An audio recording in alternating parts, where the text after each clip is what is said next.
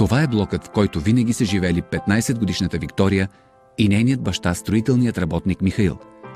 Преди 2 месеца обаче при тях се нанася Илина, новата приятелка на Мишо.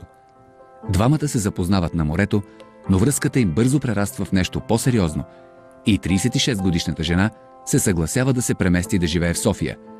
Виктория не може да понася новата жена до баща си и не пропуска да демонстрира отношението си към нея. Тая страшно ме дразни. Само статко си ни беше екстра, но после се натресе тази селенка от Чепелуаре. Аз няма да я търпа, да събира нещата и да си ходи. Най-добре ще ни беше само двамата. Помолих Илина да дойде при мен, защото обичам и смятам, че тя е човек. Въобще не съм предполагал, че Виктория ще реагира по този начин. Зарязах работата си и дома в Родопите и дойдох тук при Мишо, защото много го обичам. Но дъщеря му се държи много лошо с мен и просто не мога да повторя думите, с които ме нарича. Илина прави непрекъснати опити да се сближи с 15-годишната тинейджърка. Виктория обаче не спира да й показва, че не я желае в дома си.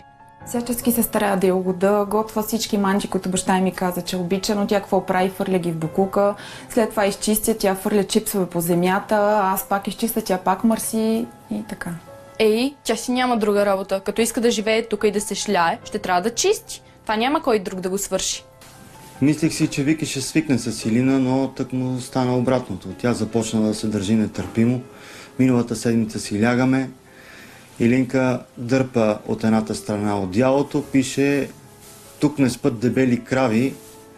От моята страна аз обичам тъпа селенка. И какво се случва? Случва се, че тя въобще мене не ме отразява. Държи се направо невъзможно. Михаил се опитва да накаже Виктория, като я кара да изпере чершафа, но по всичко личи, че тя не се чувства виновна. Всъщност Виктория не се държи така за първи път.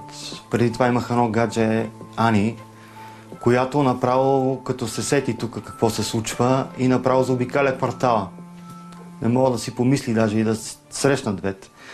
А сега съм с Илинка, направо не мога това да го допусна, че тя ще го повтори и ще се случи същото. Аз толкова много обичам, сам мъж съм, имам нужда от жена. Последната постъпка на Виктория надхвърля и най-мрачните очаквания на Илина и Михаил.